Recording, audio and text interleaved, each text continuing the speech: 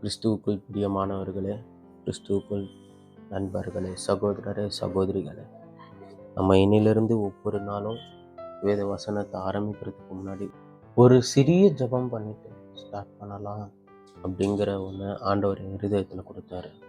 So ஆண்டவரே, இந்த நாளை காண செய்ததற்காக எமக்கு நன்றி ஐயா. இந்த புதிய நாளிலே புதிய கிருபையினால் எங்களை நிரப்பும் தேவா. உடைய வேத வசனங்களை நாங்கள் வாசிக்கும் போது வாசிக்கிற எனக்கும் கேட்கிறவர்களுக்கும் கர்த்தாவே, இந்த வேதத்தின் மகத்துவங்களையும் ரகசியங்களையும் நீர் அருளி செய்யும் ஆண்டவரே. நீர் சொல்லாம உம்மை பற்றி நாங்கள் தெரிந்து கொள்ள முடியாது. நீர் வெளிப்படுத்தாம உம்முடைய வேதத்தின் ரகசியங்களை புரிந்து கொள்ள எங்களால் முடியாது. எங்களோடு பேசும், நாள் முழுவதும் எங்களோடு இரு. எங்களை காத்துக்கொள்ளும். உடைய சட்டை நிழலில் எங்களை மூடி மறைத்துக் கொண்டு நீ வழிநடத்தும், பாதுகாத்துக்கொள்ளும். இயேசுவின் நாமத்தில் ஜெபிக்கிறேன் பிதாவே, ஆமென், ஆமென். என்னாகமம் 19ஆம் அதிகாரம். கர்த்தர் மோசேயும் ஆரோனையும் நோக்கி, கர்த்தர் கற்பித்த நியம பிரமாணமாவது, பழுதற்றதும் ஊனமில்லாததும் நுகத்தடிக்கு உட்படாததும் ஆகிய சிவப்பான ஒரு கிடாரியை உன்னிடத்தில் கொண்டு வரும்படி இஸ்ரவேல் புத்திரருக்கு சொல்லுங்கள். அதை எலியாசார் என்னும் ஆசாரியனிடத்தில் ஒப்புக் கொடுங்க. அவன் அதை பாளையத்துக்கு வெளியே கொண்டு போக கடவுள். இங்கே அது அவனுக்கு முன்பாக கொல்லப்பட கடவுள். அப்பொழுது ஆசாரியனாகிய எலியாசார் தன் வெள்ளினால் அதன் இரத்தத்தில் கொஞ்சம் எடுத்து ஆசரிப்பு கூடாரத்துக்கு எதிராக 7 தரம் தெளிக்க கடவுள். பின்பு கிடாரி அவன் கண்களுக்கு முன்பாக ஒருவன் சுட்டரிக்க வேண்டும். அதன் தோலும் அதன் மாம்சமும் அதன் இரத்தமும் அதன் சாணியும் சுட்டரிக்கப்பட வேண்டும். அப்பொழுது ஆசாரியன் கேதுரு கட்டையையும் இசோப்பையும் சிவப்பு நூலையும் எடுத்து கிடாரி எரிக்கப்படுகிற நெருப்பின் நடுவில் போட கடவுள். பின்பு ஆசாரியன் தன் வஸ்திரங்களை தோய்த்து ஜலத்திலே ஸ்நானம் பண்ணி அதன் பின்பு பாளையத்தில் பிரவேசிக்க கடவுள்.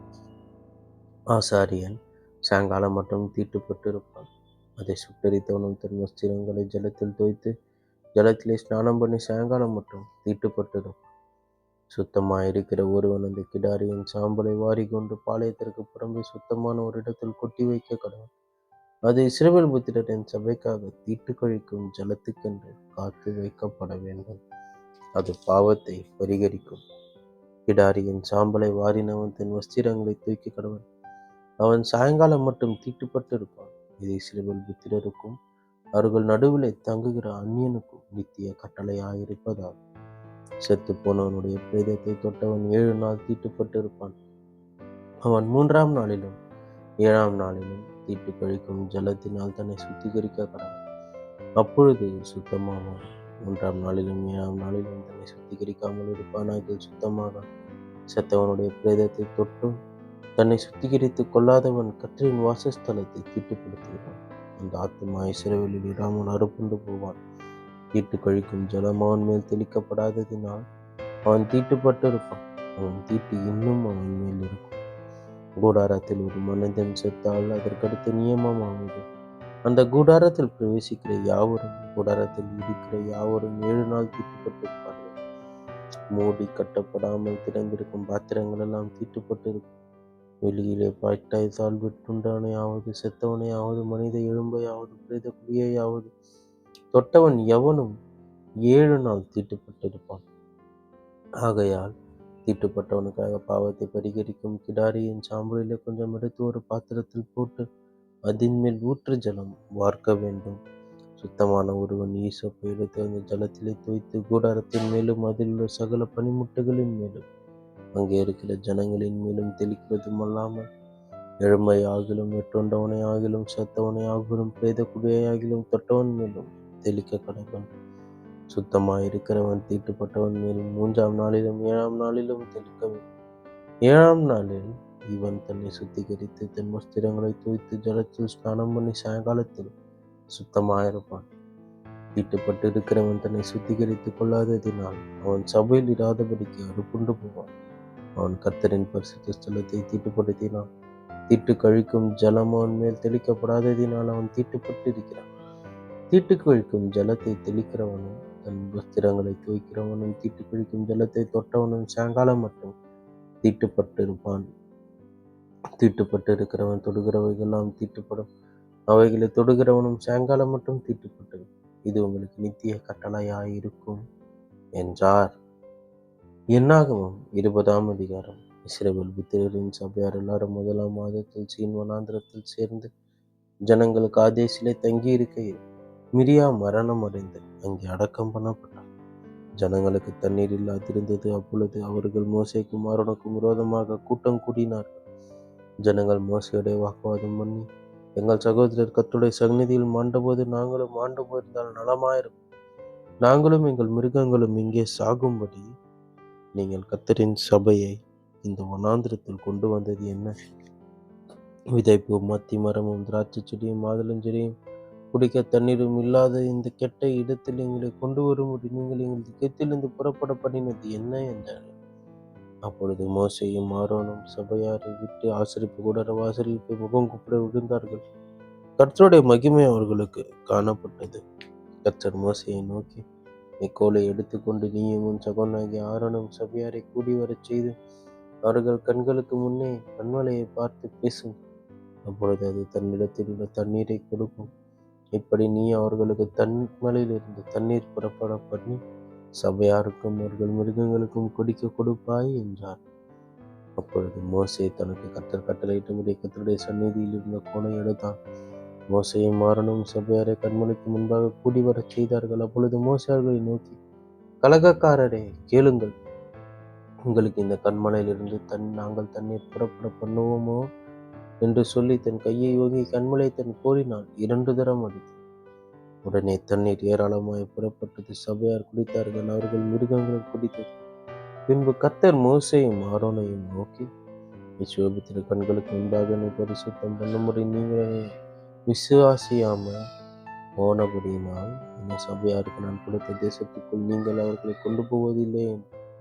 எங்கே இஸ்ரவேல் புத்திரர் கர்த்தருடைய வாக்குவாதம் பண்ணினதினாலும் அவர்களுக்குள்ளே அவருடைய பரிசுத்தம் விளங்கினதினாலும் இது மெரிபாவின் தண்ணீர் எனப்பட்டது. பின்பு மோசே காதேசில் இருந்து ஏதோமின் ராஜாவினிடத்துக்கு ஸ்தானாபதிகளை அனுப்பி, எங்கள் பிதாக்கள் எகிப்துக்கு போனது, நாங்கள் எகிப்திலே நெடுநாள் வாசம் பண்ணினதும் எகிப்தியர் எங்களையும் எங்கள் பிதாக்களையும் உபத்திரவப்படுத்தினதும் இவைகளினால் எங்களுக்கு நேரிட்ட எல்லா வருத்தமும் நமக்கு தெரிந்திருக்கிறது.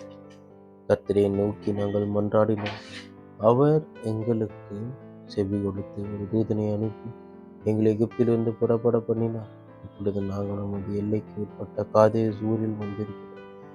நாங்கள் நமது தேசத்தின் வழியாக கடந்து போகும்படி உத்தரவு கொடுக்க வேண்டும்.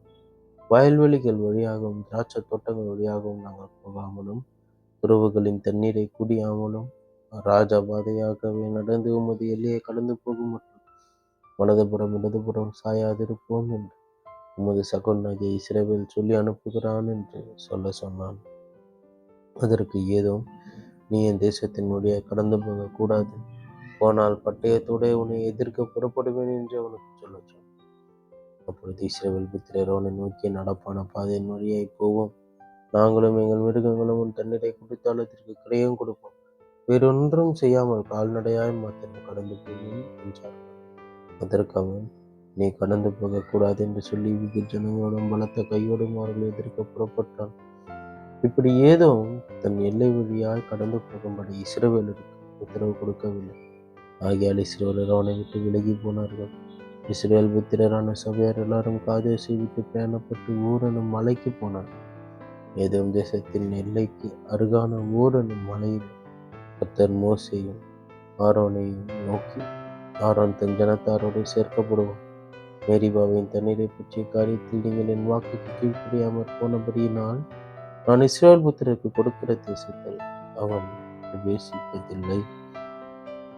நீ ஆரோனையும் அவன் குமாரனாகிய எலியாசாரையும் கூட்டிக் கொண்டு அவர்களை ஊர் எனும் மலையில் ஏறப்படும்.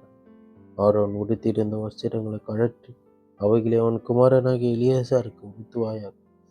ஆரோன் அங்கே மடிந்து தன் ஜனத்தாரோடு சேர்க்கப்படுவான் என்றார். கர்த்தர் கட்டளையிட்டபடியே மோசே செய்தான். சபையார் எல்லாரும் பார்க்க அவர்கள் ஊர் எனும் மலையில் ஏறினார்கள். அங்கே ஆரோன் உடுத்திருந்த வஸ்திரங்களை மோசே கழற்றி அவைகளை அவன் குமாரனாகிய எலியாசாருக்கு உடுத்தினான். அப்பொழுது ஆரோன் அங்கே மலையின் உச்சியிலே மரித்தான். பின்பு மோசேயும் எலியாசாரும் மலையிலிருந்து இறங்கினார்கள். ஆரோன் ஜீவித்து போனான் என்பதை சபையார் எல்லாரும் கண்டபோது இஸ்ரவேல் வம்சத்தார் எல்லாரும் ஆரோனுக்காக 30 நாள் துக்கம் கொண்டாடினார்கள் என்பதே. ஆமென், ஆமென்.